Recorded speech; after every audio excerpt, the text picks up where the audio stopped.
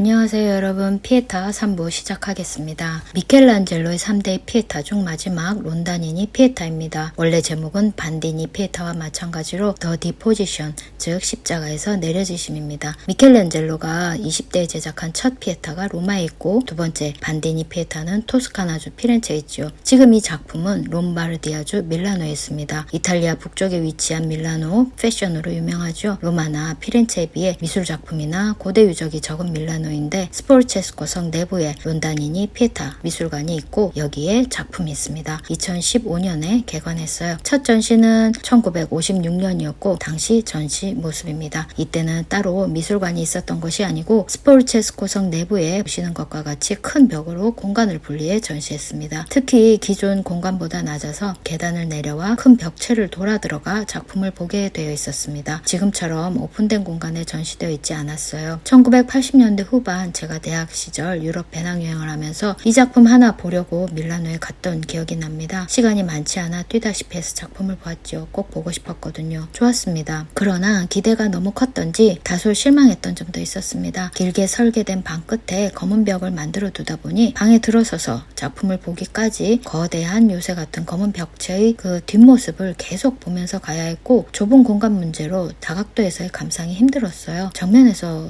봐야 했습니다. 게다가 계단이 있어서 장애우들의 접근을 어렵게 했지요. 그래서인지 과거 스페인 병원으로 쓰던 공간을 개조해 2015년 현재의 미술관을 만들었습니다. 새로 개관한 미술관은 전시실에 들어서면서 작품의 오른쪽을 들어가서 정면, 나가면서 왼쪽 혹은 그 반대로 정면도 후면도 충분히 감상할 수 있게 되어 있습니다. 조각 작품 감상에 적합하게 360도 어느 위치에서도 감상이 가능하고 잠시 쉬어갈 수 있게 앉을 곳도 정면에 마련되어 있습니다. 이 작품 반디니 피에타도 그렇지만 여러 방향에서의 감상은 필수적입니다. 작품을 잠시 보실까요? 3초만 보시죠. 무엇이 보이나요? 질문을 바꿔서 무엇을 보셨나요? 네, 이 작품 하다 말았어요. 미완성입니다. 미켈란젤로가 1564년 2월 89세의 나이로 사망하기 며칠 전까지 매달려 작업을 했지만 미처 완성하지 못한 작품입니다. 반디니 피에타가 안 될 것 같아 그것을 대체하기 위해 시작한 작품입니다. 그래서 간혹 그를 도와 작업을 했던 다니엘 볼테라가 이 작품을 미켈란젤로의 유서라 하기도 했죠. 반디니 피에타를 제작하며 본격적으로 대리석으로 인한 문제를 겪던 시기, 그래서 안 되겠다는 판단을 할 시기, 대체로 1550년에 한 번, 1552년에서 53년에 한 번, 그리고 반디니 피에타를 부숴버린 1555년에 다시 한 번, 지금 보시는 론다니니 피에타를 시작한 것으로 알려져 있습니다. 2번 혹은 3번 작품의 버전을 바꿨다고 합니다. 그래서 제작을 시작한 연도가 여기저기 다르게 소개되어 있습니다. 주문받은 작품이 아니고 내 작품이니까 생각이 바뀔 때마다 이리저리 버전을 바꾼 거지요. 그래도 대체로 1555년에 시작한 버전이 현재 남겨진 모습인 것 같습니다. 돌입니다. 대리석 덩어리. 버전을 바꾸면 어떻게 됩니까? 이전 버전이 없던 일이 될까요? 프레스코나 유화는 그게 가능하죠. 수정이 필요한 부분을 회반죽이나 안료를 덮어버리고 새로 그리면 되니까요. 그런데 대리석은 한번 깎아버리면 나중에 필요해도 그 돌을 살리지 못하잖아요. 2번, 3번 버전을 바꾸었다. 그런데 완성하지 못했다. 무슨 말입니까? 이전 버전과 이후 버전이 혼재되어 남아있다는 것을 뜻하지요. 이 부분 조금 후에 다루겠습니다. 이 작품이 세간의 관심을 받게 된 것은 비교적 최근의 일입니다. 1564년 2월 18일 로마에 체류하며 바티칸 재건일을 하던 미켈란젤로가 자신의 삶을 다하고 사망하게 됩니다. 당시 교황 비오 4세는 사람을 보내서 미켈란젤로의 유품을 정리하게 합니다. 교황 비오 4세 미켈란젤로의 최후의 심판을 두고 종교모독, 외설이라며 문제삼아 트렌트 공의회를 개최했던 인물입니다. 결국 수정할 것을 지시했죠. 그때가 1564년 1월입니다. 미켈란젤로가 89세 사망하기 한 달 전이지요. 미켈란젤로 제작업 명령에 응하지 않았지만 일로 스트레스와 비통함, 극심한 우울을 겪었다 합니다. 결국 제작업은 지인이자 간혹 조수로 일했던 다니엘 볼테라에 의해 이루어집니다. 현재 우리가 보는 최후의 심판은 그러니까 엄격히 말하면 미켈란젤로의 약간의 다니엘 볼테라를 가미한 작품인 셈이죠. 다시 돌아가서 미켈란젤로의 사망 소식에 사람을 보낸 교황 비오 4세가 받은 유품 기록에는 미처 완성하지 못한 조각품 론다니니 피에타로 짐작되는 기록이 있었습니다. 그룹 조각인데 예수 그리스도로 추정되는 인물이 앞에 있고 바로 뒤로 정체를 알기 힘든 다른 인물이 서 있는 위로 긴 구도로 미완성의 대리석 덩어리. 이 기록을 마지막으로 론다니니 피에타는 자취를 감추었습니다. 간혹 그래도 로마에 아직 있다더라 라는 소문이 돌기도 했던 했다는데 수백 년이 지나 1952년에 사건이 발생합니다. 비메르카티 산세베리노의 상속인이 빨라쪼 론다니니를 시장의 매물로 로마의 델코르소입니다. 그걸 통해서 내놓은 겁니다. 궁전이 부동산 시장에 매물로 나온 게 뭐 그리 대단한 일인가 싶으실 텐데 사건은 이렇습니다. 당시 궁전 규모의 건물을 매각하면 건물에 딸린 가구, 커튼 등 일체의 것들을 포함한 매매가 일반적이고 궁에서 보관 중인 예술작품 컬렉션도 여기에 해당되었는데 이때 매물 리스트에 미켈란젤로의 미완성 조각품이 있었던 겁니다. 1952년 매물로 나오기 전에 궁전은 2번 주인이 바뀌는데 그때 미켈란젤로의 작품이 함께 넘겨졌습니다. 두 번째, 세 번째 주인까지도 대리석 조각상을 당시 활동하는 미상의 작가의 작품 정도로 여겼고 1900년대 초 와서 미켈란젤로의 유적에 관한 관심과 연구가 활발해지면서 작가 미상의 작품이 사실은 미켈란젤로의 것이라는 주장이 등장합니다. 연구 과정에서 작품 아래쪽에 있는 론다니니 성의 원주인인 마르키스 주세페 론디니, 처음엔 론디니였어요. 이후에 론다니니로 개명을 했습니다. 수집품 각인에 MGRNI 이것이 확인되며 론다니니가 1744년 미켈란젤로의 작품을 구입했고 그것을 자신의 궁전 안뜰에 전시 보관했다는 사실이 밝혀집니다. 작자 미상의 이 작품이 미켈란젤로의 유작임을 알게 된 이상 이 대리석 덩어리는 더 이상 개인이 함부로 사고 팔 수 있는 사유물이 될 수 없게 되고 이어 개인 간의 매각, 매수를 할 수 없도록 거래를 금지, 무효화시키는 소송이 일어납니다. 1900년대 초부터 진행된 오랜 법적 분쟁이 마무리되고 1952년 드디어 론다니니 성이 아닌 미켈란젤로의 미완성 피에타가 시장에 나오게 됩니다. 엄청난 뉴스가 아닐 수 없죠. 구체적인 자료나 근거가 되는 공식 문서가 빈약하지만 미켈란젤로의 미완성 유작이 발견되었고 그것이 시장에 매물로 나왔다는 소식에 밀라노는 발빠르게 움직였고 대대적인 캠페인을 통해 작품값 약 1820억 원 정도를 치르고 피에타를 손에 넣는 데 성공합니다. 그렇게 피에타는 로마에서 밀라노의 스포르체스코 성에 옮겨지고 1956년 전시를 통해 비로소 그 모습을 세상에 선보입니다. 미켈란젤로가 하늘에서 이 모든 것을 보고 있다면 어떤 기분이 들까요? 자, 작품으로 가보겠습니다. 미완성의 피에타, 반디니 피에타처럼 십자가에서 내려지심을 구현한 것인데 반디니와 다르게 아래 위 긴 구도입니다. 등장인물도 4명에서 다시 예수 그리스도와 성모 마리아 둘로 줄었지요. 277cm의 반디니 피에타에 비해 195cm로 작아졌습니다. 이는 바티칸의 피에타와 같은 크기입니다. 바티칸의 피에타와 비교하면 등장인물이 2명이고 동일한 크기인데 어딘지 모르게 작고 초라해 보입니다. 화려한 옷자락으로 아래를 풍성하게 지탱하는 바티칸의 피에타와 달리 그저 예수 그리스도와 성모 마리아 둘이 서 있는 장면이라 그럴까요? 가늘고 긴 다리의 예수 그리스도와 바로 뒤 성모 마리아가 만들어내는 아래 위로 긴 구도는 전성기 르네상스의 안정적인 삼각형 구도와는 완전히 결별한 모습입니다. 이를 두고 혹자는 중세 고딕 조각의 특징, 길고 가는 형태와의 그 유사성, 그것을 지적합니다. 길고 가늘게 인물을 그리면 어떤 느낌이 드나요? 반대로 통통하고 짧은 인물은요? 짧고 통통한 인물이 세속적이고 유쾌한 인상을 준다면 길고 가는 형태의 인물은 금욕적이고 정신적 세계를 추구하는 느낌을 줍니다. 론다니니 피에타가 바티칸의 피에타에 비해 초라하거나 슬픈 정서를 자아내는 데에는 이런 특징이 큰 몫을 차지합니다. 그러나 다른 한편에서는 당시 이미 만연해 있던 매너리즘을 언급합니다. 매너리즘은 르네상스 후기에 나타난 예술 경향인데 보시는 것처럼 인체 비례 일부, 즉 목이나 팔, 다리, 허리를 왜곡하거나 공간을 압축시키는 등 우리가 일반적으로 알고 있는 르네상스의 안정되고 편안한 이상적인 아름다움의 구현을 의도적으로 배제해 무시하는 태도를 보이지요. 이런 미술을 시작한 인물이 미켈란젤로라고 말씀드린 적이 있습니다. 뱀과 같은 형태, 피구라 세르펜티나타, 기억나실지 모르겠습니다. 중세 미술에서 벗어나 르네상스 이상미의 절정을 구현해 휴머니즘을 세상에 보여준 사람이 미켈란젤로지만 이것을 허물고 비틀어서 다음 세대의 미학을 제시한 인물 역시 미켈란젤로입니다. 자신의 성취를 반복하며 머물러 있지 않고 시대가 변하면서 발생하는 당대 정신과 함께 움직이는 것, 그 어떤 화가도 하기 힘든 일입니다. 이미 유명하지만 다시 유명해지려고 혹은 구체적인 정치적, 사회적 의도로 그간의 작품을 바꾸는 것이 아니라 긴 삶을 살면서 자신이 느끼고 겪은 바에 충실하다 보니 나타난 자연스러운 결과가 새로운 시대정신, 매너리즘의 구현이었던 거지요. 론다니니 피에타 정면 모습입니다. 얼핏 보면 성모 마리아가 아들 그리스도를 뒤에서 부축하는 듯 보입니다. 그런데 자세히 보면 아들의 시신을 부축한다 하기엔 좀 이상합니다. 성모 마리아의 왼손이 그리스도의 왼팔 아래에 놓여져 늘어지는 아들의 몸을 챙기고 있는 것이 아니라 시신을 들어 올리기에는 석연치 않은 위치 그리스도의 어깨에 와 있습니다. 그러다 보니 아들도 살짝 서 있는 듯하고 머리목도 축 늘어지기보다 스스로 가누는 모습입니다. 지금 마련된 미술관에서는 360도 감상이 용이하다고 말씀드렸지요. 정면에서 오른쪽으로 가볼까요? 제가 방문했을 때는 미처 인지하지 못했던 다소 충격적인 모습입니다. 성모 마리아가 거의 기업의 형태로 아들 예수 그리스도의 등에 엎여 있어요. 죽은 아들이 살아있는 어머니를 지탱하는, 어떤 글에서는 이걸 죽은 예수 그리스도의 영생으로 설명하기도 하는데 전혀 설득력이 없는 건 아닌 것 같습니다. 두어 번 버전을 바꿨고 그 이유가 영생에 있을지도요. 해석은 개인의 몫이니까 여러분의 생각은 어떨지 모르겠습니다. 앞으로 많이 기울어진 성모 마리아로 인해 측면에서 본 구도는 활 모양을 하고 있습니다. 자, 다른 측면 왼쪽으로 가보실까요? 성모 마리아의 머리부터 예수 그리스도의 발끝을 연결하는 활 모양의 선이 더욱 두드러집니다. 활 모양의 구도, 누군가 이단스러운 구도라 하던데 익숙치 않은 방식이라 그런지 공격적이라거나 종교적으로 불경한 것이라 말하기도 합니다. 삼각형 구도를 성삼위일체의 상징이라고 받아들이던 당시를 생각하면 전혀 근거 없다고 하기 힘들겠지요. 뒤에서 본 모습이고요. 성모 마리아가 몸을 한껏 앞으로 숙인 장면입니다. 왜 이리 애처로운지 정면으로 다시 가보겠습니다. 그리스도의 오른팔, 다리가 다른 부분에 비해 제법 작업이 진행되었지요. 그런데 오른팔 잘려있는 위치가 안 맞습니다. 바로 옆에 있는 예수 그리스도의 어깨, 몸과 각도가 맞지 않아요. 이걸 완전히 왼쪽에서 보면 이렇습니다. 조금만 감상 각도를 바꿔도 전혀 다른 상황을 보게 돼요. 오른팔이 명백히 두 개입니다. 정면에서 볼 때 잘 보이지 않았던 이유는 팔이 성모 마리아의 몸에서 올라오듯 미완성의 상태로 바짝 붙어있기 때문인데요. 미켈란젤로가 1552년, 53년, 1555년 이 작품을 만들기 시작했다고, 2개 혹은 3개의 버전이 있다고 말씀드렸지요. 바사리는 1550년에 이미 작업이 시작되었다고 했습니다. 상대적으로 앞에 있는 정면에서 확인한 거의 다 완성된 예수 그리스도의 오른팔은, 그러니까 처음인지 아닌지는 정확히 모르지만 이전에 만든 버전입니다. 새 버전이 어느 정도 완성되면 제거할 생각이었겠지요. 성모 마리아의 몸이 될 대리석 부분에서 예수 그리스도의 팔이 녹아 거의 하나로 일체가 되어 있는 상태에 멈춰 있어요. 마음이 바뀌어서 새로운 버전을 만드는 중에 이미 깎여져 나간 부분 때문에 새 버전을 마음먹은 대로 구현하기에 어려움이 있었다는 것을 짐작할 수 있습니다. 어머니의 몸과 하나가 된 아들, 온전히 마음먹은 대로 외형을 갖추기 힘든 대리석의 상태. 미켈란젤로는 이걸 몰랐을까요? 아니면 알면서, 혹은 더 나아가 의도하고 이렇게 한 걸까요? 이것도 의도한 것이다 라고 하면 지나친 해석이겠죠. 안 된다는 것을 알면서 그래도 기존의 버전이 마음에 들지 않아 원래 버전대로 하는 것은 이미 의미가 없으니까 어떻게든 새 버전으로 시작하고 완성을 못하더라도 내 마음 가는 대로 한다? 만약 이게 사실이면 너무 당대적, 현대적이지 않나요? 2024년 어느 청년 조각가의 것이라 해도 될 만한 젊은 가치관입니다. 아니면 그래도 할 수 있다, 이미 깎아놓은 대리석이 모자라면 더 야한 모습으로 더 복합적인 구도로 성모 마리아를 볼까요? 보이실까요? 선명하게 보이죠? 성모 마리아의 이전 버전, 얼굴이 측면 살짝 위로 시선을 둔 모습입니다. 죽은 아들의 시신을 받아들고 아들이 아닌 하늘, 허공을 향해 얼굴을 들고 있어요. 이 부분은 실제 조각상을 보아도 쉽게 알아채기 힘들지요. 위에서 내려다 보아야 하니까요. 예수 그리스도를 볼까요? 깎다가 중단한 이마 보이실까요? 지금보다 살짝 왼쪽으로 얼굴을 틀어 올린 상태입니다. 자, 이쯤 되면 궁금해집니다. 초기 버전은 어떤 모습이었을까? 론다니니 피에타에 대한 관심이 많아지면서 많은 연구가 이루어졌는데 그 과정에서 1800년대에 론다니니 피에타와의 연관성을 주장했으나 워낙 비교할 자료가 없어 그냥 묻혀버렸던 1550년, 1560년에 그려졌다는 5개의 드로잉이 주목받습니다. 여기서 미켈란젤로는 예수 그리스도가 십자가에서 내려지는 장면을 이리저리 그려봅니다. 2사람이 등장하는 경우와 3사람이 등장하는 경우로 나눠볼 수 있지요. 그러나 론다니니 피에타와의 직접적인 연관성은 다소 부족해 보이는데 그러던 중에 조각상 하나가 발견되고 이것이 잃어버린 초기 버전이라는 의견이 등장합니다. 이전에 그려진 드로잉을 근거로 부서진 부분이 이렇게 연결된다는 시뮬레이션을 해보입니다. 이전 버전의 수수께끼가 풀리는 듯 했지만 미켈란젤로는 그림과 같이 이빨 모양이 나는 끌로 형태를 잡아가는 데 반해 발견된 조각은 표면이 매끄러운 끌을 사용한 것을 보아 미켈란젤로의 조각이 아닌 것으로 일단락 되었습니다. 이후 반디니 피에타와의 연관성에 근거하여 이렇게 되었던 것은 아닐까 짐작해보기도 하고 앞서의 5개의 드로잉보다 그리스도의 매장을 주제로 한 다른 그림과 드로잉과의 관련성이 주목을 받기도 했습니다. 미궁에 빠진 이전 버전을 뒤로 한 채 미켈란젤로의 론다니니 론다니니 피에타는 그렇게 대중에게 남겨졌습니다. 어쩌면 미켈란젤로는 르네상스의 내추럴리즘 자연주의, 즉 시각적으로 유사하게 조각하기에 더 이상 의미를 두지 않은 듯도 합니다. 시 소네트라서 정확한 의미를 알기는 힘들지만 1545년에 썼다는 이 시의 말미에 그는 사람들이 그림이나 조각에서 흔히 찾아보는 똑같이 그리기를 즐겁지만 헛된 것이라고 했습니다. 대리석에서 성모 마리아 예수라는 인물을 알아보고 마치 그 인물들인 양 섬기는 것의 세속적 즐거움을 인정하는 한편 그것은 결국 돌이라는 정체를 숨긴 한낱 속이기에 불과한 헛된 것이라는 미켈란젤로의 시각. 시를 이렇게 해석하면 마네모네 모더니즘이 되는데 너무 나간 걸지도 모르겠습니다. 이 작품을 한번 보실까요? 1520년에 시작했지만 중대 사건의 발발로 중단되다가 1530년 사형을 선고받고 숨어 지내던 중에 사면이 돼서 작업이 재개된, 그리고 1534년에 부랴부랴 작품을 마치고 로마행을 택했던 메디치가 두 형제의 피렌체 무덤 중 느무로 공작 줄리앙의 무덤입니다. 줄리앙과 낮과 밤으로 구성되어 있습니다. 줄리앙, 입시 미술을 해본 사람들은 금방 알아보는 조각상입니다. 아그리파, 비너스, 줄리앙, 예전 입시에 단골로 등장했던 대표적인 소형 석고였지요. 참 많이도 그렸습니다. 줄리앙 아주 잘생겼습니다. 실제 인물은 어땠을까요? 이렇습니다. 완전히 다르지요. 초상화도 실제 인물보다는 잘생기게 그렸을 것 같은데 너무 차이가 많이 납니다. 당시 사람들 눈에도 과하다 싶었던지 미켈란젤로에게 너무 다르지 않냐라 물었답니다. 미켈란젤로가 웃으며 대답했다 하죠. 몇 년만 지나면 사람들이 알아보지도 못할 것인데 그것이 뭐 그리 중요하겠냐고. 이상미를 특징으로 하는 전성기 르네상스의 극단적 경우라 할 수 있지만 다른 한편 똑같이 그리기의 오류적 속성을 인지하고 나아가 완전히 초월했다는 것을 짐작케 하는 에피소드입니다. 이 무덤은 또 다른 이유로 유명한데 오른쪽의 나 때문입니다. 보이실까요? 미완성입니다. 로마 교황의 부름에 달려가야 하는 사정이 있고 이 작품에 대한 애정이 없어서 그럴 수도 있지만 몸만 다듬고 얼굴을 하다 말고 끝입니다. 이 외에도 미완성 작품은 종종 있습니다. 대리석에 이미 형태가 있어서 잉여의 대리석을 제거해주면 그 형태가 드러나게 되어 있고 잉여를 제거하는 일이 나 미켈란젤로가 하느님으로부터 부여받은 임무라고 했던 이전에 말씀드린 적이 있죠. 이 작품들은 그것의 전형적인 예에 해당하는 것으로 많이 거론됩니다. 그러나 다른 한편 현실적인 측면에서 생각해보면 이런 방식의 미완성은 일이 많아서가 아니었을까도 싶습니다. 완성품들이 많으니까요. 자신이 생각하기엔 주제를 드러내는데 이 정도면 충분한데 어리석은 대중이 시시콜콜 닮은 구석을 찾으려 하니 그 요구가 부질없다 생각하면서도 그냥 맞춰준 것일지도 모르겠습니다. 죽기 전 기력이 새에 3일 작업하고 3일 쉬고 그렇게 하나하나 해가던 론다니니 피에타는 그렇게 미완성으로 남겨졌습니다. 태어난 지 얼마 지나지 않아 병약한 엄마를 떠나 유모의 손에 넘겨져 유모의 집에서 자라고 그나마 있던 아픈 엄마를 6살 어린 나이에 하늘나라로 보내야 했던 미켈란젤로지요. 그래서인지 죽은 아들과 단둘이 마치 하나인 듯 아들의 기댄 성모 마리아의 뒷모습이 혹은 마치 어머니를 업은 듯 한쪽 팔을 뒤로 가져간 이 생에서의 삶이 다한 아들 예수 그리스도의 모습이 화려한 조각적 기술도 없는데 완벽하게 완성한 것도 아닌데 보는 사람의 마음을 깊고 깊게 움직입니다. 둘만 덩그라니 남은 조각상을 보고 가슴이 저려오는 건 저뿐만은 아닐 테지요. 바티칸의 피에타가 그 완벽한 기술적 탁월함에 감탄을 일으킨다면 론다니니 피에타는 작품을 감상하는 개별 개인이 각자의 삶의 여정에서 경험한 슬픔, 비탄, 서러움 등이 모자란 듯 허술한 형태에 그대로 투사되면서 피에타라는 주제에 훨씬 밀착된 감정을 자아냅니다. 이쯤 되면 원래 작품 제목이 The Deposition, 십자가에서 내려지심이라는 사실은 크게 중요해 보이지 않습니다. 오히려 수집가 론다니니의 이름을 따 론다니니 피에타라고 부르는 것이 소위 위대한 예술가의 순수한 영혼에 깃든 작품에 자본이 바로 들이민 것 같아 살짝 부당하게 느껴집니다. 미완성의 돌덩어리에 너무 몰입했다 할지도 모르겠습니다. 이렇게 하다만 론다니니 피에타는 하나의 작품이 되었고 미켈란젤로의 미완성, 이탈리아어로 non finito, 그래서 미완성으로 완성했다는 알다가도 모를 소리를 하는 하나의 조각 기법으로 로댕의 작품에서처럼 현대에 계승됩니다.